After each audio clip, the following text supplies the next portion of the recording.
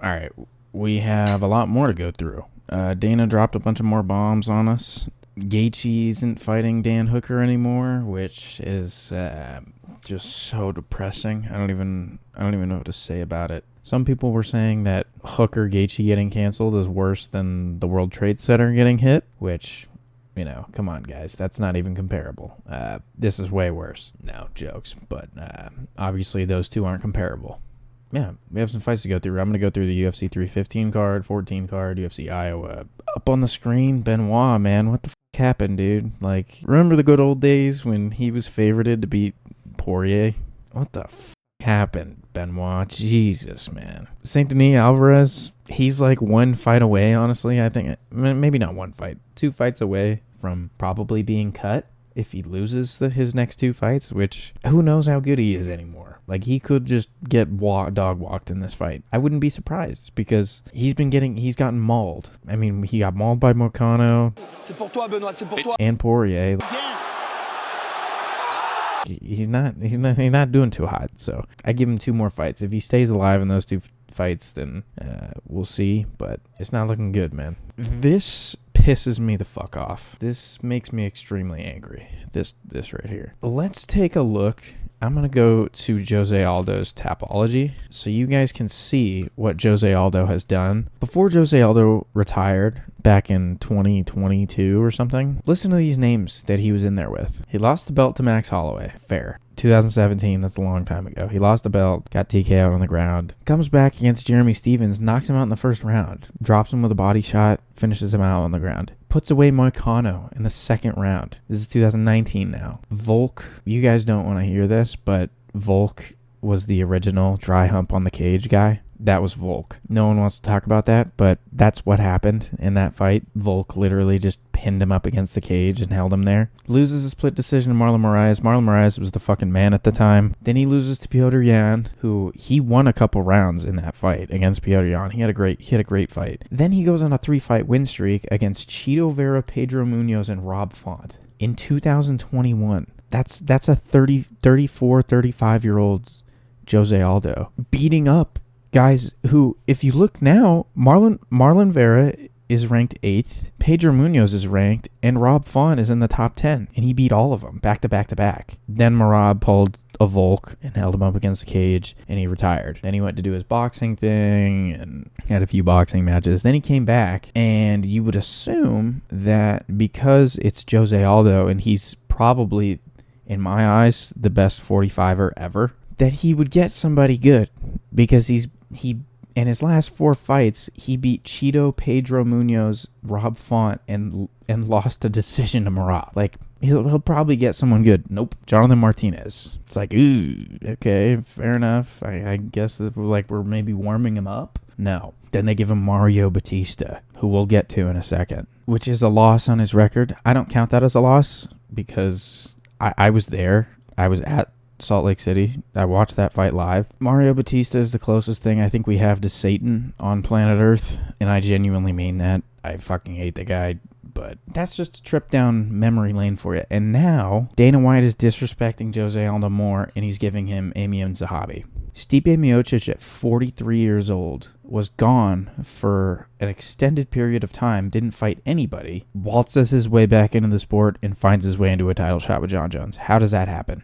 Jose Aldo is the best 145-pounder ever, and if you want to dispute that and say Volk, fair enough, it's 1 and 2 between Volk and Jose, and you give him Mario Batista, Jonathan Martinez, and Amian Zahabi back to back to back. Why? How? What makes all these other legends better than Aldo? The disrespect is it pisses me off, frankly. I don't know how this happens. I don't get it. Aldo's going to win this fight, and we don't have much time left of Aldo. Like, after this, then what? Like, now he's on a 3-fight winning streak. You better give him someone good, because he's going to beat Amian Zahabi. For all we know, he's going to fight down again to, like, Montel Jackson, or, like, someone out of the rankings. By the way, it's looking, because what the fuck are we doing? Tell me you wouldn't want to see Henry Cejudo fight Jose Aldo, or see Umar Nurmagomedov fight Jose Aldo. Instead, we're getting Amian Zahabi. I don't even know if that's how you say it. Like, what the fuck are we doing? That's just disrespectful, and it makes my blood boil that they're doing this to him. Anyways, I've been talking about Aldo for too long. Aldo's one of my favorite fighters ever,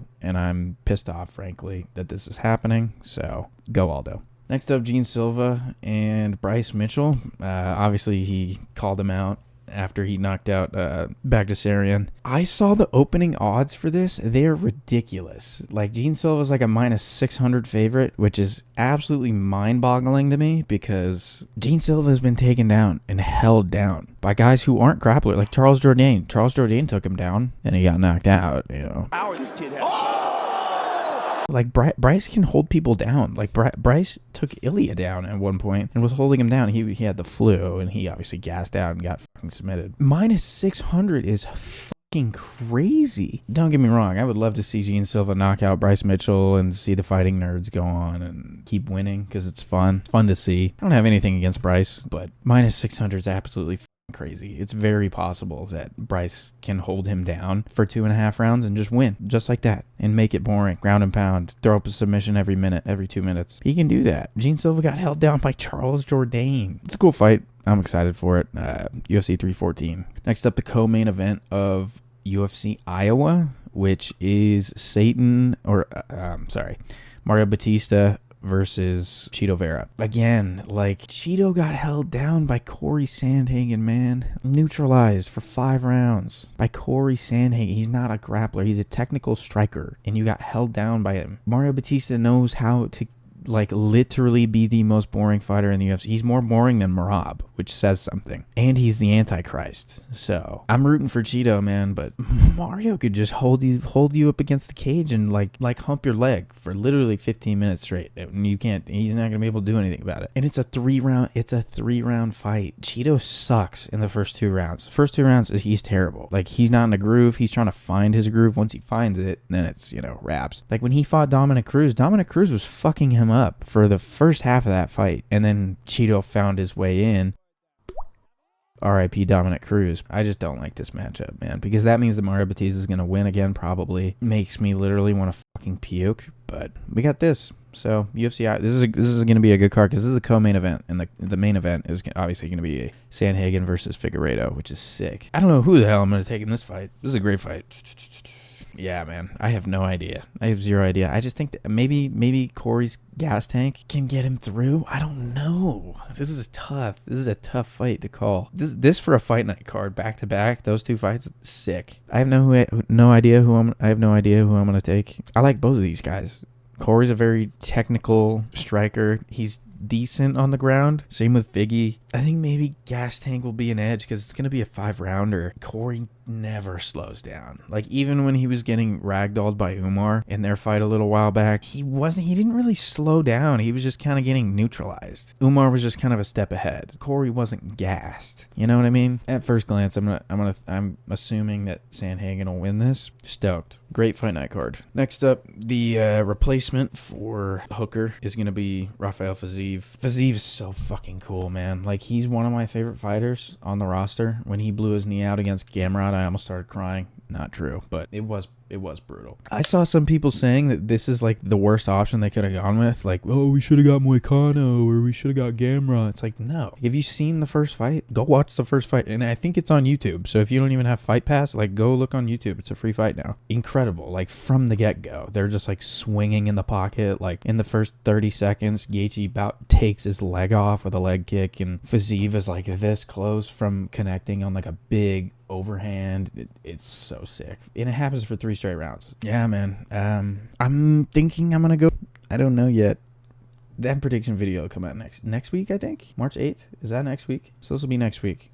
You guys will see my prediction video next week. I'm not gonna tell you who I have. This is dope.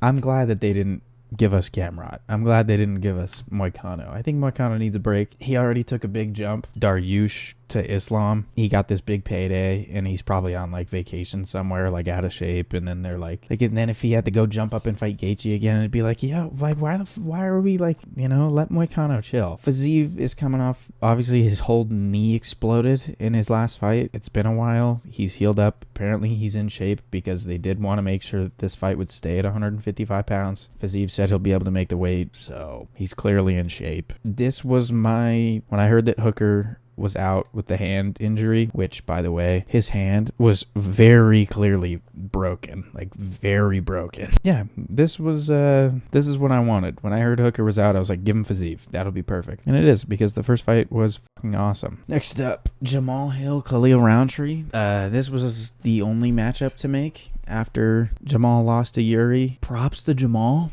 for jumping back in already, but we're 8 weeks from this. He just got knocked out, man. I don't like that for him. I don't like that. Khalil's dangerous, dude. Stylistically, the marching forward with the very thick closed guard of Khalil doesn't help Jamal. Specifically when he's moving backwards. He fumbles over his feet a lot. His footwork is kind of shitty. He's very flat-footed. I've said this in the past. It doesn't help him in this matchup, I don't think. So I'm going to lean toward Khalil off of first glance. Maybe at some point the tides change and I'll go with Jamal come fight week. But props to Jamal for getting back in there. But this is like the only fight to make because they have like had quick back and forths in the past. Makes sense. Yeah, I guess. I had a fights to make video where I said that this was the fight to make, and then Merab beat Umar, so my whole idea changed. Like, why the fuck would we give him Kai? Why would we give Pantoja Kai if the super fight's waiting to happen? Like, Kai's won one fight. He's on a one-fight win streak. Like, it didn't make sense anymore because Merab won. So, legacy versus legacy, huge pay-per-view card. Pantoja versus Merab, hello. Nope, now we get this because the UFC wants to do, I'll show you next. I guess, man, like, I like Kai too. Like, I think he's a cool fighter. I think he's a little bit of a psycho. He's kind of annoying sometimes, but he's a cool fighter. I have Pantoja probably submitting him in the second or third round off first glance. Yeah, UFC 316 main event. I think that I didn't put this in here, but I think Kayla Harrison's fighting for the title. I think that's on this card as well. That card's going to need some help because flyweight specifically doesn't do typically well with pay-per-view numbers. So Kayla Harrison's the co-main event. Eesh.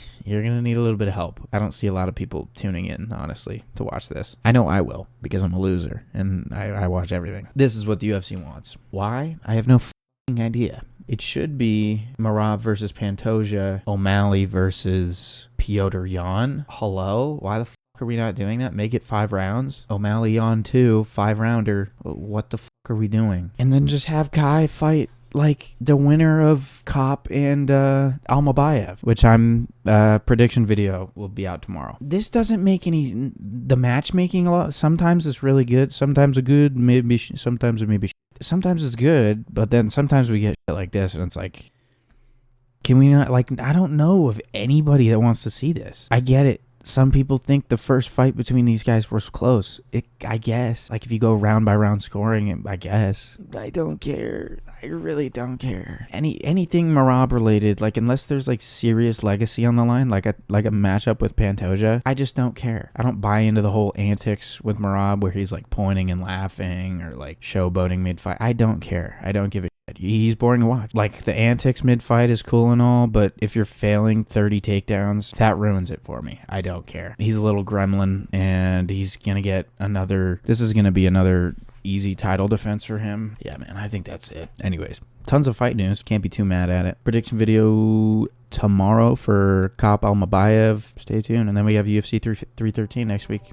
Stay tuned. Appreciate you guys. Couple buttons down there per usual. Like and subscribe. Appreciate you. See you in the next one.